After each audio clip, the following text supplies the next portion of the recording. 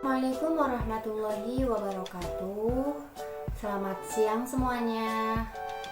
Pertama-tama marilah kita panjatkan puji serta syukur kepada Allah Subhanahu wa Ta'ala, karena atas rahmat dan karunia-Nya kita semua dapat diberikan kesempatan untuk bisa bertemu kembali di pelajaran mata kuliah pengembangan model dan strategi PBSI. Yang terhormat dosen pengampu pengembangan model dan strategi PBSI, Ibu Feni Nurpadilah, Magister Pendidikan.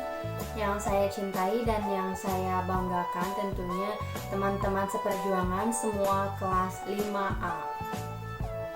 Di sini saya akan menjelaskan mengenai strategi pembelajaran sebagai pemenuhan tugas ujian akhir semester saya dalam mata kuliah pengembangan model dan strategi PBSI. Langsung saja, saya akan membawakan materi mengenai strategi pembelajaran. Strategi pada awalnya digunakan dalam dunia militer dan diartikan sebagai cara penggunaan seluruh kekuatan militer untuk memenangkan suatu peperangan. Kata strategi berasal dari Yunani yang artinya strategos, panglima atau jenderal, atau ilmu kepanglimaan atau kejeneralan. Menurut Gulo tahun 2008 halaman 1. Menurut pandangan Kem tahun 1999 dalam Wina Sanjaya tahun 2006 halaman 126 mengatakan bahwa strategi pembelajaran adalah suatu kegiatan pembelajaran yang harus dikerjakan guru dan peserta didiknya agar tujuan pembelajaran dapat dicapai secara efektif dan efisien. Adapun pembelajarannya adalah suatu usaha untuk peserta didik belajar agar peserta didik mempunyai keinginan untuk bisa belajar. Maka pendidik perlu menguasai strategi pembelajarannya terlebih dahulu. Sehingga dalam hal ini strategi pembelajaran dapat diartikan dengan suatu cara, suatu pedoman dan acuan dalam mengajar secara sistematis, sehingga tujuan pembelajaran dapat tercapai dengan efisien dan efektif tentunya. Strategi pembelajaran juga perlu diterapkan oleh seorang pendidik, guru, agar proses peningkatan hasil belajar siswa dapat tercapai dengan maksimal atau memuaskan. Sedangkan penggunaan strategi pembelajaran bagi peserta didik akan dapat mempermudah dan mempercepat peserta didiknya dalam memahami dan menguasai isi pembelajaran. Pengertian pembelajaran menurut pandangan Ray Gelut dan Merrill dalam dongeng 1989 mengatakan bahwa proses pembelajaran dapat dipengaruhi oleh 3 unsur. Di antaranya yaitu ada kondisi pembelajaran yang merupakan faktor-faktor yang mempengaruhi peserta didik di dalam melakukan pemahaman dan menguasai isinya. Di dalam penguasaan isi pembelajaran itu sangat dipengaruhi oleh tujuan dan ciri khas dari isi pembelajaran, tingkat kesulitan dari isi pembelajaran maupun ciri khas dari peserta didiknya, serta proses belajar. Strategi pembelajaran yaitu penerapan suatu cara yang berbeda-beda dari setiap bidang studi dan kondisi tertentu yang melatar belakanginya dalam mencapai tujuan pembelajaran. Strategi pembelajaran yang akan dipilih oleh pendidik sangat dipengaruhi oleh pengorganisasi isi materi bidang pembelajarannya, cara menyampaikan materi bidang pembelajaran, dan cara mengatur atau menata relasi antara pendidik dengan peserta didik.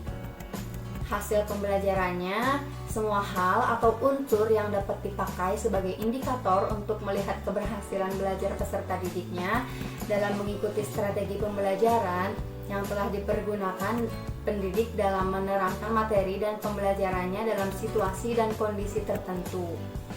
Pendidik dalam memilih dan menentukan strategi pembelajaran tersebut perlu mempertimbangkan pula dengan tujuan pembelajaran yang akan dicapainya, jumlah peserta didik, waktu atau jam pertama, kedua, dan seterusnya.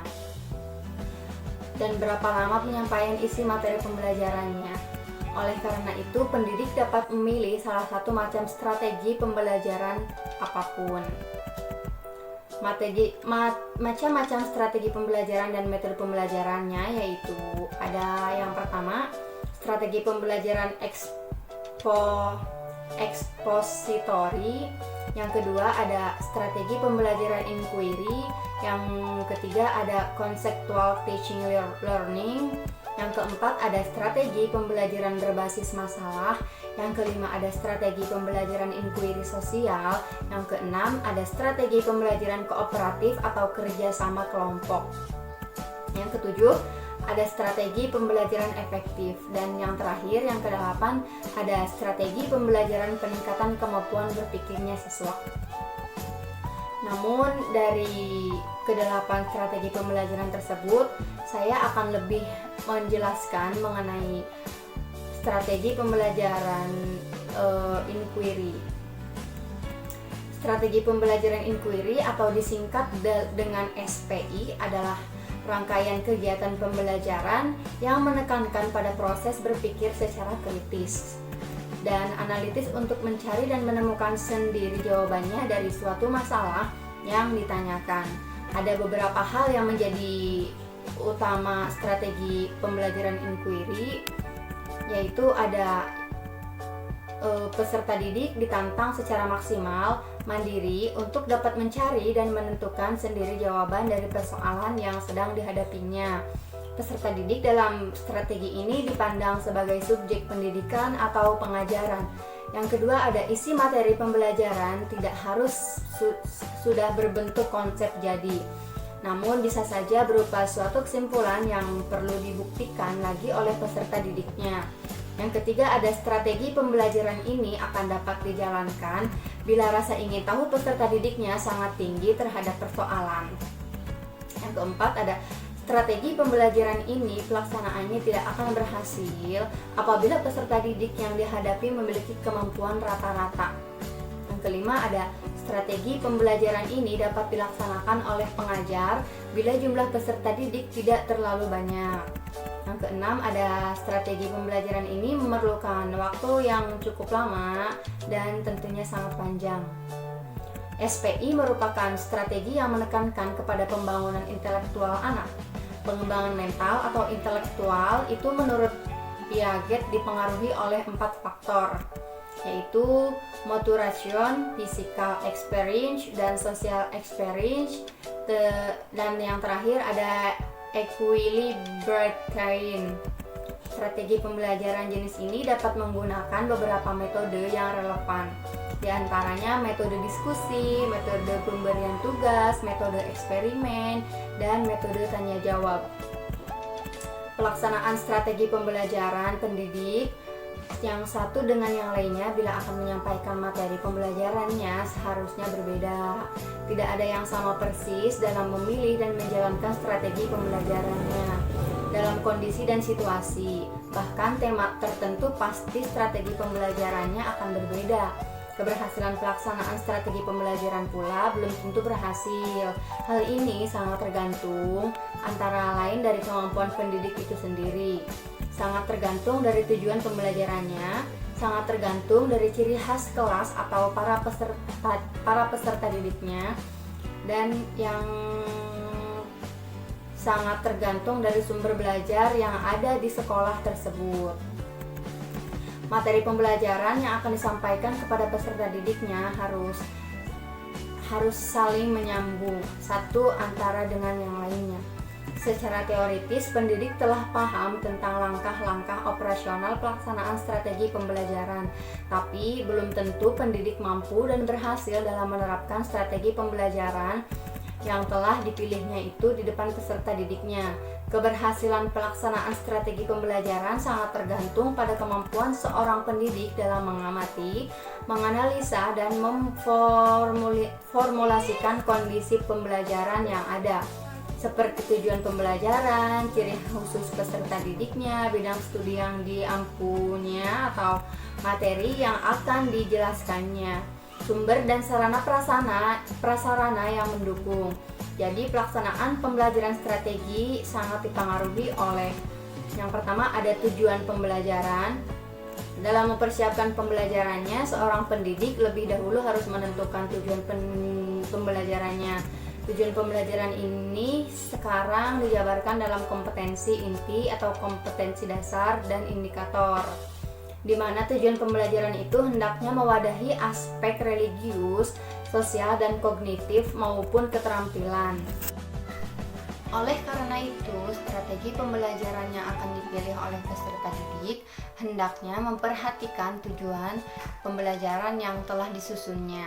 Strategi pembelajaran sangat tergantung pada tujuan pembelajaran yang akan dicapaikan dalam sistem proses pembelajaran di kelas. Yang kedua, ada peserta didiknya.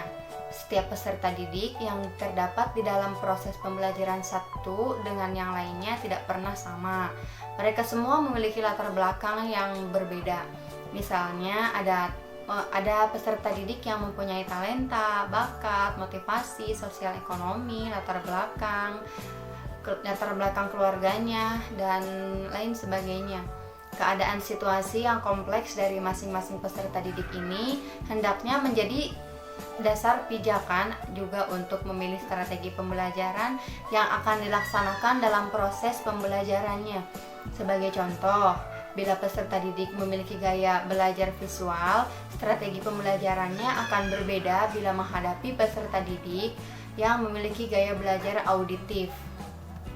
Yang ketiga, isi materi yang disampaikan ke peserta didik dalam kurikulum suatu institusi pembelajaran akan tergambarkan berbagai macam bidang studi, hubungan bidang studi yang satu dengan yang lainnya, dan terdapat perbedaan isi materi bidang studi yang satu dengan lainnya, sehingga bila seseorang akan menyampaikan salah satu bidang studi, pastilah akan membutuhkan strategi pembelajaran yang berbeda pula antara isi materi pembelajaran yang satu dengan yang lainnya pula. Untuk itu, seorang peserta didik dapat menerapkan atau memilih strategi pembelajaran.